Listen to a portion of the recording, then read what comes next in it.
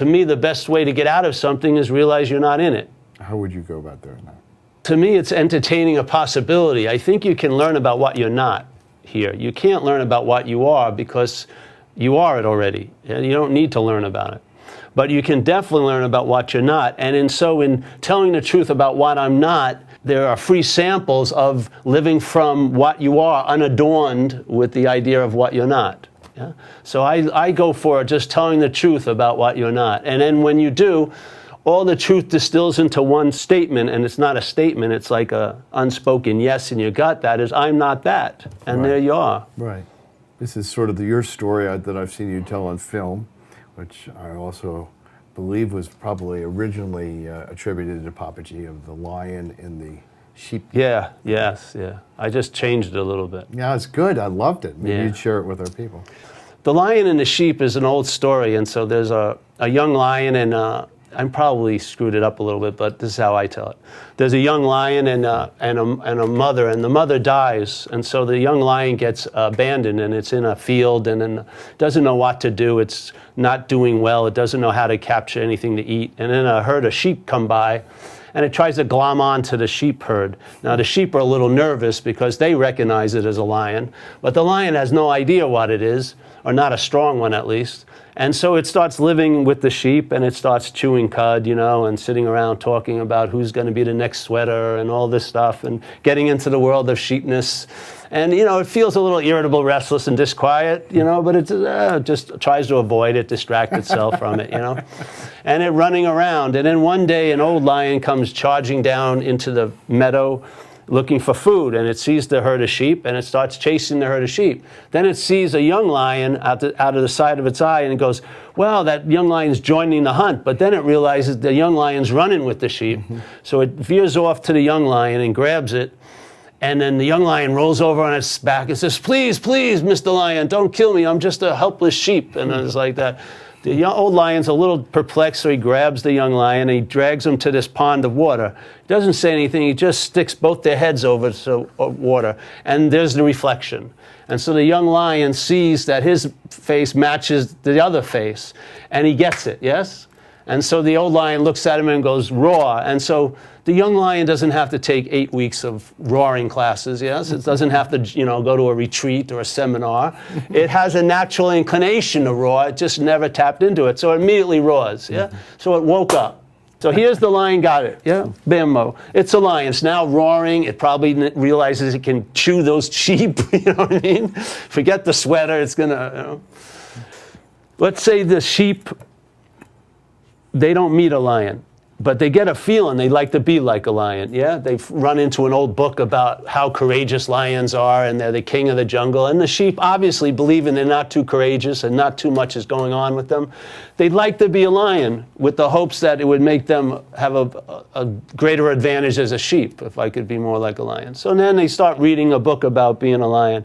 And then they meet some other sheep that are disgruntled, and they get together and they go, let's share, you know, we could roar instead of putting up with this. And next time that guy's going to shear me, we can jump him and stuff. So all these things are starting to be entertained. And so they find a picture of a lion, and then they get put it in a frame and get candles and lilies, and they start, you know, worshiping the lion, and then having roaring classes, trying to, I think this is how it sounds like, ba, ba, you know. It's getting to sound like a roar there, ba, ba, and then suddenly, and so it seems very noble to some other sheep. They go, it's nice, these sheep are wanting to have a spiritual awakening. They want to realize they're a lion. But the fact is, this is the problem. So here you are giving a message, hey, you're a lion, or there's just lionness, let's say. But what happens is when that message is heard by a sheep, the sheep ears, it's like, you're a lion, you're a lion, you're a lion, you're a lion, you're a lion, you're a lion. You can become like a lion. That's not the message. Yeah? Something just changed that last second. Exactly. So then you go and you hear the message again, you're a lion, you're a lion. Yeah, yeah, yeah, yeah. I'm a lion. You hear it, but as soon as it turns into your voice, I can become like a lion. That's not the message. And so the dilemma is, if it seems very noble for a sheep to want to become like a lion, but in fact, if you're a lion, you're missing the whole point, yeah?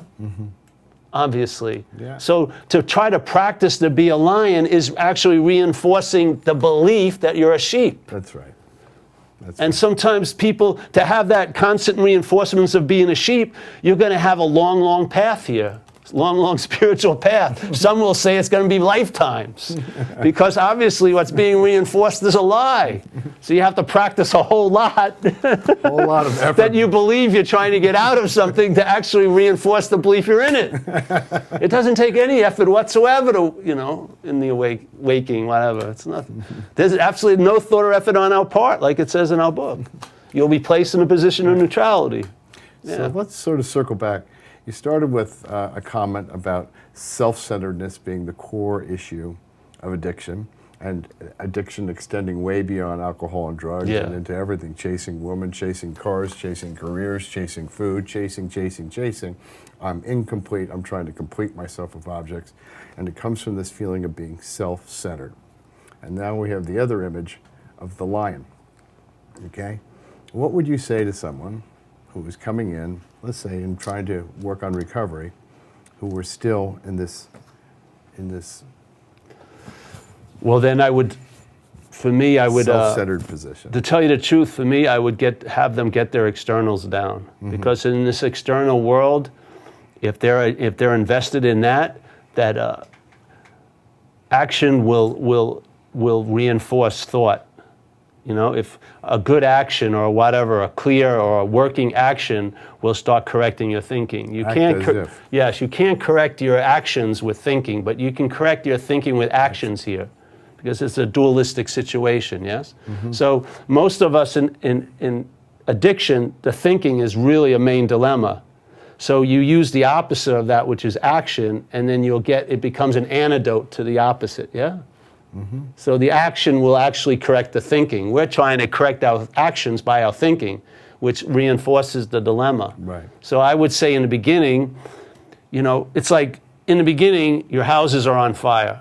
So they don't need to entertain there's no fire and no house. What you need to do is give them a pail of water. Right.